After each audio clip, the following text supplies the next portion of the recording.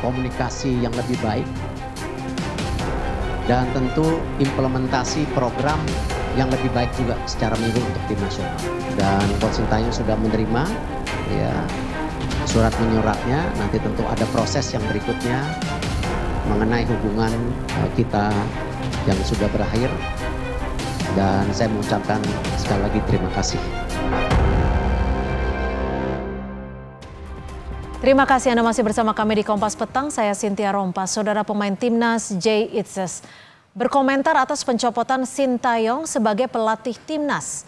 Melalui akun Instagramnya, Jay Itzes menyampaikan kata-kata perpisahan kepada Sintayong beberapa saat setelah Erick Thohir mengumumkan pencopotan STY.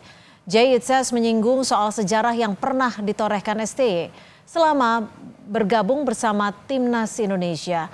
Jay Itzes beberapa kali dipercaya sebagai kapten laga kualifikasi Piala Dunia.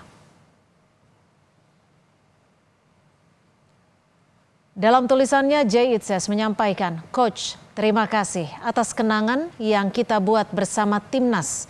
Kita menulis sejarah bersama dan saya menghargai setiap momen yang kita lewati. Meski ini dunia yang keras, saya percaya federasi akan selalu mengambil keputusan berdasarkan apa yang terbaik untuk negara. Mari kita semua bersatu dan berjuang untuk mimpi kita. Kita Garuda." Dalam unggahan Instagram PSSI soal konferensi pers pemberhentian Sintayong, anak STY Shin Jae-won menuliskan komentar kekecewaannya melalui kolom komen. Shin Jae-won bilang dia telah menempatkan Indonesia sampai ke posisi ini dan begini cara Anda memperlakukannya. Kerja bagus PSSI, kalian akan menyesali keputusan yang diambil.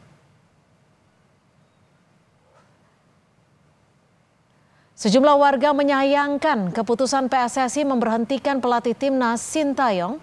Banyak yang menilai STY sudah cukup baik menangani timnas saat ini.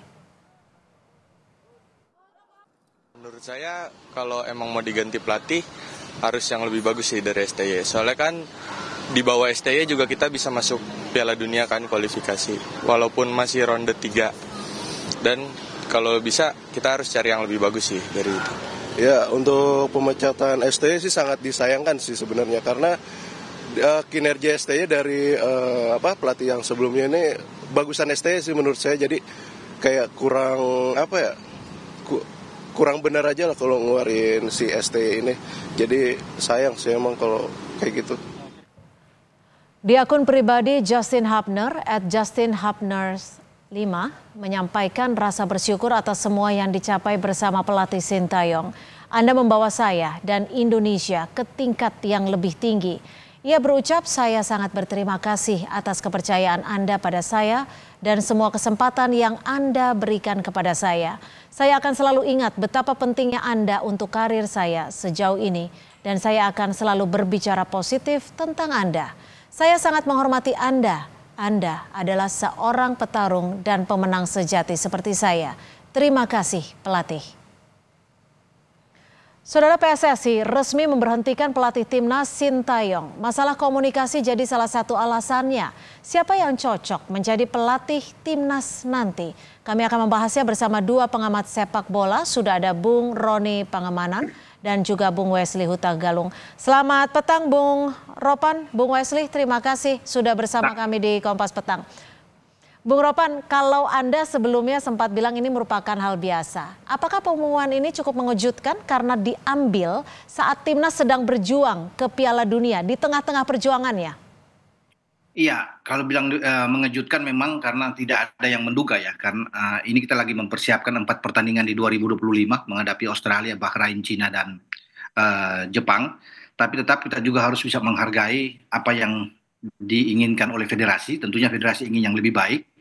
Meskipun kita juga bisa melihat bagaimana prestasi demi prestasi yang sudah dibuat oleh Sintayong paling tidak di 1 tahun terakhir ya, dengan sejumlah agenda yang luar biasa dilewati. Tapi mungkin ini ada kajian-kajian khusus sehingga ada keputusan yang saya pikir tidak terlalu populer yang diambil oleh PSSI. Karena kenapa? PSSI harus membayar ini dengan sangat mahal ketika harus memberhentikan STY karena harus menyiapkan puluhan miliar untuk kompensasi beliau ya sampai 2027 karena kontrak sudah diteken. Ya itu yang menjadi masalah kalau kedepannya nanti tidak lebih bagus dari apa yang dihasilkan STY sejauh ini, tentunya akan menjadi perhatian publik juga untuk bisa melihat bahwa ini yang salah karena Anda menggantikan Sintayong ternyata tidak lebih bagus dari Sintayong. Kemudian kita kalah demi kalah lawan Australia misalnya, itu kejadian akan berdampak terhadap pukulan buat PSSI. Ya itu yang dirasakan. Tapi kok PSSI ingin mencari aman. Kalau ingin mencari aman sebenarnya biar aja dengan STY ke depan aja, terus aja sampai selesai, itu pasti akan aman. Tenang-tenang aja PSSI, nggak ada akan masalah, riak-riak tidak akan banyak muncul reaksi. Tapi ini kan suatu pengambilan keputusan yang mungkin mengagetkan semua orang ya untuk bisa karena ini kita lagi sedang bagus-bagusnya begitu Mbak. Bung Wesley, kalau dibilang ini kan keputusan yang memang dikatakan sangat beresiko, apakah keputusan ini bisa meyakinkan publik yang juga ada pro dan kontra saat ini untuk membawa timnas Indonesia lebih baik lagi? Betul, yang dikatakan oleh Bung Ropan, ini sebuah keputusan yang mengejutkan kita, tapi saya menyoroti soal aspek manajemen risiko, Mbak Cynthia. Setiap keputusan ada risikonya, kenapa diambil menjelang pertarungan melawan Australia di kandang lawan, dan tanggal 20 tanggal 25 kita menjamu Bahrain, tidak ada pilihan selain harus mendapatkan poin di situ. Nah, keputusan memecat Sintayong dengan segala kompensasinya yang dikontrak sampai 2027 tadi, itu pasti sudah punya pertimbangan matang. Cuman yang saya lagi mempertimbangkan manajemen risiko seperti apa yang diambil oleh federasi. Apakah karena keputusan tidak populer ini justru menjadi pilihan jangka panjang, lalu jawaban dari Pak Erik sebagai ketum PSSI itu membuat saya bertanya-tanya. Kan yang dipermasalahkan soal komunikasi. Kita tahu sudah beberapa tahun ya, 5 tahun STY bersama kita tidak bisa bahasa Indonesia. Penerjemahnya itu hanya mengerti bahasa Korea dan bahasa Indonesia. Sehingga ketika banyak pemain diaspora datang, harus ada penerjemah baru lagi bahasa Korea dan bahasa Inggris. Anda bayangkan 15 menit masa istirahat kalau pertandingan itu diterjemahkan ke dalam berapa bahasa, itu pasti makan waktu. Lalu soal aspek komunikasi strategi yang saya sorot adalah apakah benar strategi pelatih itu harus disepakati oleh pemain sehingga diambil keputusan. Ini kan menjadi pertanyaan. Bukankah strategi game plan, strategi dan taktik itu adalah diatur oleh tim pelatih. Nah, kalau para pemain yang katanya berbasis Eropa ini tidak cocok, tidak dapat memahami dan mengajak diskusi Sintayong dan Sintayong tidak mau menerima, jelas ada sebuah pilihan bagi Erick Thohir sebagai ketum PSSI karena program naturalisasi, program diaspora ini kan membutuhkan biaya mahal secara politik maupun biaya ini. Dan kalau tidak cocok dengan pelatih yang diusung dengan program naturalisasi ini, pasti harus ada keputusan. Karena ini pilihan Pak Erik dalam program naturalisasi dan diaspora. Bung Ropan, kalau ini kan sudah disebutkan oleh Pak Arya tadi bahwa Erick Thohir sudah menemui 3 calon pelatih yang akan menggantikan Sintayong. Menurut Anda, apakah penggantian dengan pelatih ini bisa menyesuaikan dengan cepat karena kita masih ada sisa 4 laga lagi? Ya, kalau bisa melihat ya pergantian pelatih di tengah jalan ini kan tidak ada jaminan juga apakah pelatih itu akan lebih baik dari pelatih sebelumnya. Tapi harapan tentunya dari semua orang bahwa ini akan bagus-bagus saja ke depan. Tapi kalau bisa melihat dengan penyesuaian, kalau diambil pelatih asal Belanda, ya mungkin akan cepat penyesuaiannya. Karena banyak pemain dari Belanda. Semua pemain-pemain diaspora itu adalah orang Belanda yang akhirnya pindah warga negara menjadi Indonesia. Jadi itu akan secara komunikasi itu akan jalan dengan baik. Ya, kemudian soal taktik juga kalau bisa melihat kan, pemain-pemain Belanda ini yang sekarang sudah menjadi warga negara Indonesia, pemain diaspora itu adalah pemain-pemain yang lebih menganut cara bermain attacking football. Mereka terbiasa lahir dengan filosofi bermain lebih menyerang, bukan bermain bertahan atau dengan sistem counter attack yang saat ini lebih banyak diperagakan oleh STY. Jadi dengan pelatih baru ini yang konon kabarnya adalah mantan striker tim nasional Belanda itu yang akan menangani kita menggantikan STY, mungkin dia akan menerapkan suatu taktik atau game plan yang lebih disukai oleh pemain-pemain. Tapi nanti progresnya akan seperti apa? Apakah akan bisa mengejar ketinggalan seperti resiko yang sudah diambil dengan memutus kerja dengan Sintayong? Saya pikir dia bisa melakukan yang terbaik kalau memang itu yang diinginkan. Tentunya akan ada perubahan ya, dengan cara yang berbeda yang ditampilkan oleh STY. Kalau STY dengan 3-4-3 tentunya dia akan lebih dengan pola menyerang, karena Belanda selalu bermain dengan 4-3-3 atau 4-3-2-1. Mereka lebih bagus bisa bermain. Jadi saya pikir dia akan cepat. Kalau bicara penyesuaian dia akan lebih oke, kalau bisa dikatakan sih. Tapi kan tidak menjamin juga ke depan apakah kita bisa mengalahkan Australia, kita bisa mengalahkan Bahrain. Itu kan nantinya dalam pertandingan sebelum, tergantung, kita akan melihat nantinya pelatih tersebut untuk bisa mensaksikan pertandingan-pertandingan yang akan dia tampilkan nanti bersama dengan tim Indonesia. Kalau Bung Wesley sendiri bagaimana? Setuju terkait hal ini? Apakah memang harus diambil pelatih dari Eropa untuk menyesuaikan banyak pemain diaspora di sana? Mau dari manapun ya Mbak Cynthia, saya lebih kepada alasan penggantian ini. Dan kemudian tadi saya katakan manajemen risiko yang harus ditanggung oleh federasi. Apa sih sesungguhnya alasannya? Karena kalau alasan AFF jelas itu tidak boleh, karena dari awal kita tidak mau bicara soal prestasi dengan pemain muda kita. Tapi kalau yang kita dengar bahwa ketidakcocokan itu terjadi sebelum pertandingan melawan Cina dan hasilnya tidak baik, kemudian muncul riak-riak bahwa pemain tidak mendapatkan kesempatan berbicara, berdiskusi dengan pelatih, ada masalah. Karena apa?